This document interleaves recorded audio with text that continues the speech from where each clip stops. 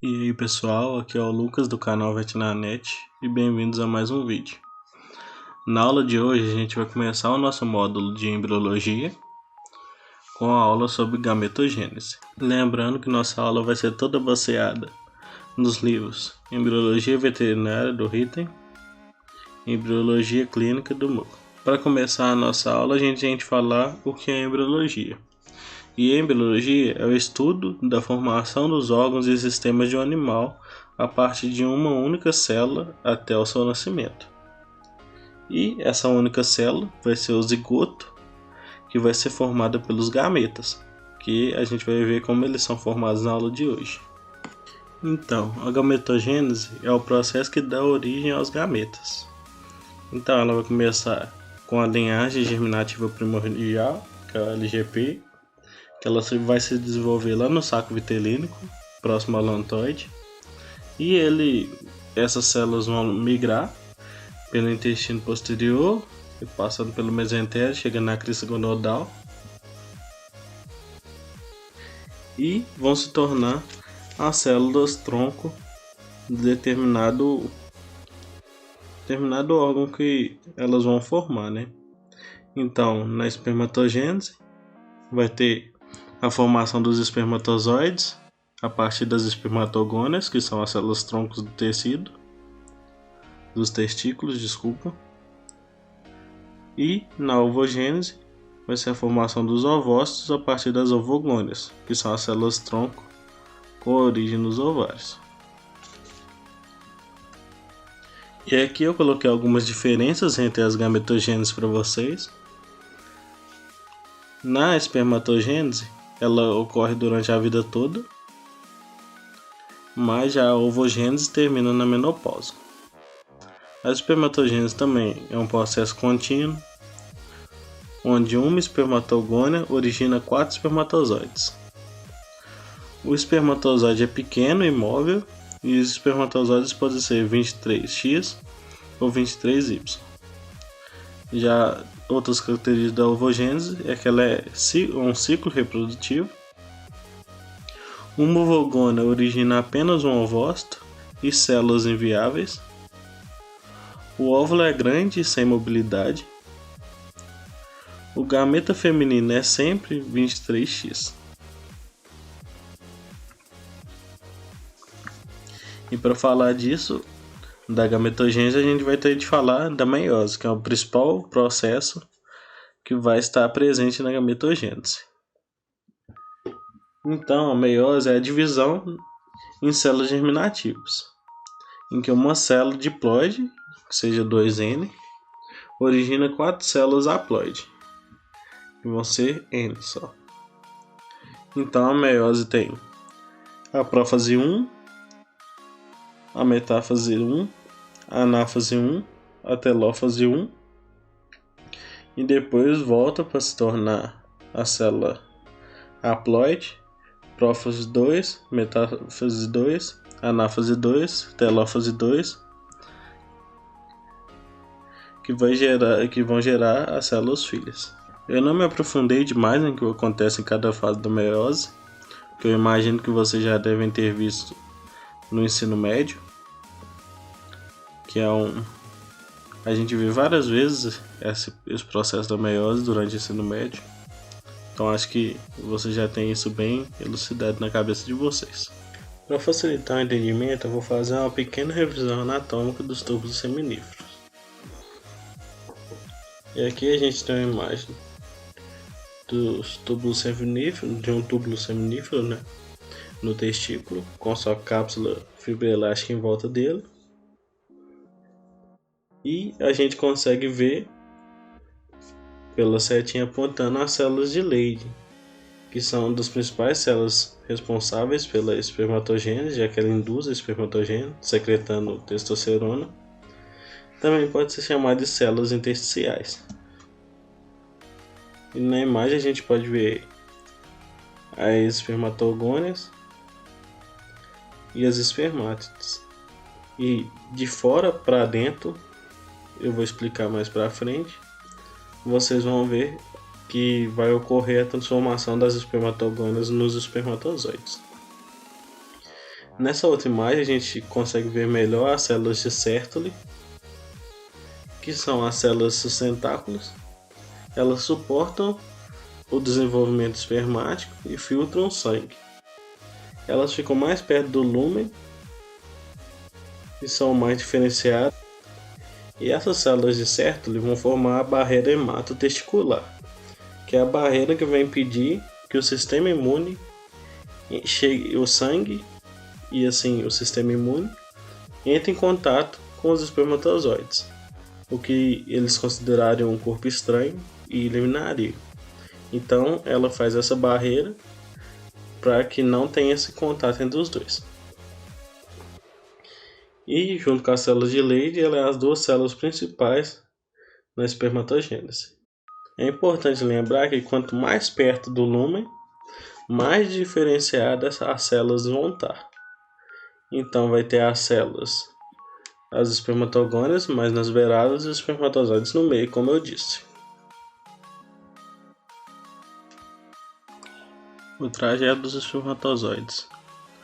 Os espermatozoides são produzidos no túbulos seminíferos, passam pela rede de testes e pelos ductos eferentes quando chegam ao epidídimo. No epidídimo eles são amadurecidos e armazenados. Então eles ficam na cauda do epidídimo depois de passar pelo todo o epidídimo inteiro, onde acontece a maturação. Eles ficam armazenados na cauda até o momento da ejaculação, onde eles vão passar pelo vaso deferente. Agora vamos falar da espermatogênese em si. Na espermatogênese, tudo começa com a célula diploide que vai ser a espermatogônia. Ela pode passar por repetidas mitoses para proliferação, ou quando ela vai gerar os espermatozoides, ela vai virar um espermatócito primário e passar pela meiose 1.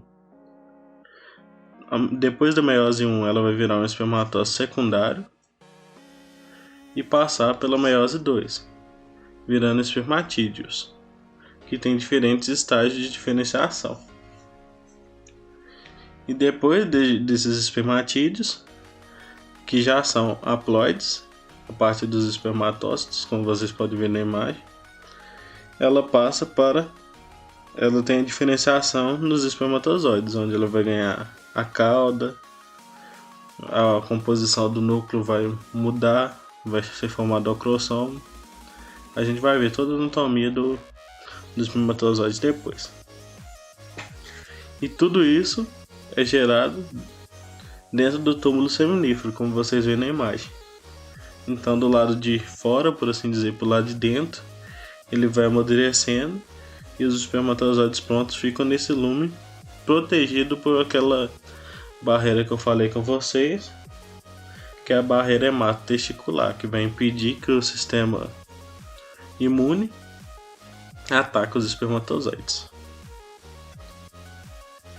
E a regulação hormonal que controla isso vai ser principalmente pelo GnRH, que vai fazer a produção de LH e FSH. O FSH vai atuar nas células de Sertoli, estimulando a espermatogênese, e o LH nas células de Leydig, que além de estimular também as células de Sertoli, estimula a testosterona, que vai fazer uma regulação retroalimentar no GnRH e no LH e no FSH, vai atuar no desenvolvimento de caracteres sexuais primários e secundários, e também, sem a testosterona, não ocorre a espermatogênese. Então a célula de Sertoli, como que ela vai estimular a espermatogênese? Ela vai produzir a proteína ligadora de andrógeno, que vai se ligar à testosterona e mantém ela alta dentro do túbulo seminífero, o que impede de cair na corrente sanguínea, porque ela vai se tornar hipossolúvel. Então vai impedir essa testosterona de sair, mantendo o nível alto que é o necessário para se ter espermatogênese. Sem a testosterona, as células de Sertoli murcham e não há espermatogênese. Agora, para a gente começar a falar da ovogênese, a gente tem que falar do ciclo estral, que no humano é chamado de ciclo menstrual, mas nos animais em geral a gente chama ele de ciclo estral, que possui 4 fases, que é o estro, que é o período de receptividade sexual, o metaestro, que é o período pós-ovulatório imediato, começa o desenvolvimento do CL. O diéstro é o período da fase madura do corpo lúteo, que é o CL que eu falei. O proestro é o período de desenvolvimento folicular, ocorrendo subsequentemente a regressão lútea e terminando no estro. Eu não vou me aprofundar muito no ciclo estral, porque a gente já tem uma aula só sobre isso aqui no canal, então se vocês tiverem mais dúvidas sobre isso, vocês vão no nosso canal e assistam a aula, que vai ajudar bastante vocês a entenderem isso. E durante o ciclo estral vai ter a liberação de diversos hormônios, como o estradiol e a progesterona, que a gente vai falar mais pra frente. E também a gente vai ter diversas mudanças no corpo do animal em questão, assim como o estímulo dos hormônios, que a gente também vai falar mais pra frente. E como vocês podem ver, esses hormônios, tanto os ovarianos como os hipofisários, vão ser o que controla o ciclo ovariano, que vocês podem ver o crescimento do ciclo ovariano, o crescimento do folículo, até a ovulação, quando tem um pico dos hormônios, e também a transformação em corpo lúteo, se não houver ovulação. Agora a gente vai fazer uma revisão anatômica dos ovários.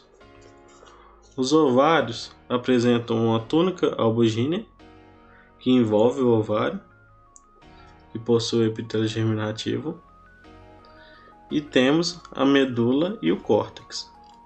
A medula é a parte interna do órgão e o córtex é a parte externa, onde ocorre a ovogênese.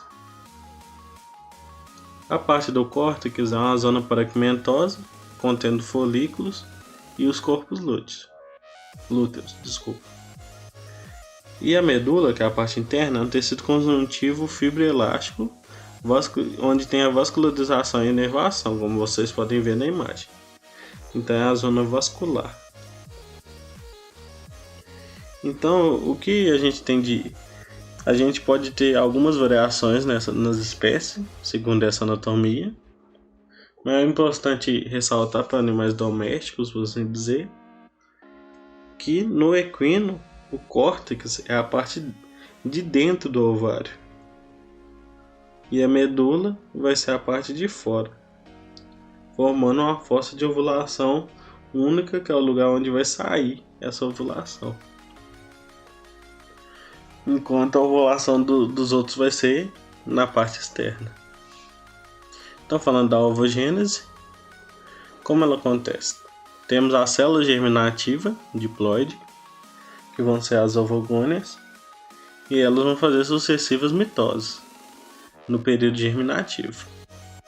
Depois haverá um período de crescimento, que vai ter o crescimento sem divisão celular, onde elas passarão a ser, cada ovogônia será um ovócito primário, e vão fazer meiose 1, dando origem a um ovócito secundário, que vai ser a haploide, e um glóbulo polar. E no período de maturação terá uma meiose 2, onde terá origem o óvulo, mais 3 glóbulos polares, todos haploides. E o único que será funcional para realizar essa ovogênese, é o processo que deu origem ao óvulo. Mas o único que poderá ser fecundado e assim continuar o ciclo da embriologia vai ser o óvulo, e os glóbulos polares não vão ter essa função e vão ser ou reaproveitados ou descartados. Falando da foliculogênese agora. A ovogônega estava quiescente até começar a maturação sexual. Vai se ligar às células foliculares e formar o folículo primordial. O folículo vai passar para o folículo primário, depois folículo secundário, e então vai se tornar o folículo maduro, ou ócito,